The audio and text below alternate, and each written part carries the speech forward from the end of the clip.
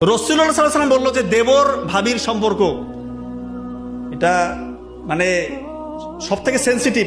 শাড়িগুলো ভাই সত্য ঘটনা বলতেছে, আমি চেম্বারে আছি, দুইজন আসলো, আমি মনে করছি স্বামী স্ত্রী। তো ওই মেয়ের তার পার্সোনাল কথা, প্রাইভেট পার্টের কথা যেটা ওই ছেলেটা বলে দিচ্ছে আর কি। তো যাই হোক আমি চিকিৎসা দিলাম, বললাম যে বিয়ে কত বছর হয়েছে, বলতেছে আমার শালি। কি কি কি করবেন কন শালি? তা মানে আপনি কেন এখানে? দাঁত কেলায় হাসতেছে। চিন্তা করেন, প্রেসক্রিপশন দিয়ে গেলাম, হুন্ডা বাইকের পিছনে ভব করে টান দিয়ে চলে গেল। এই হচ্ছে সম্পর্ক। বাবা মারা কি মানে মাথার মধ্যে কিছু আসছে না নাই আল্লাহ জানে। জামাই আসছে আর একটু শালিকে নিয়ে ঘুরবে, চিন্তা করেন এগুলা কোন লেভেলের রে ভাই?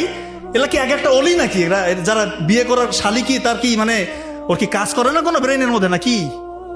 শালিকে নিয়ে ঘুরবে আর ওইখানে অশালীন কিছু হবে না, অবৈধ কিছু হবে না, এই চিন্তার মধ্যে আছে না? এত পবিত্র এগুলা একটা, আমি মিথ্যা কথা বলতেছি না।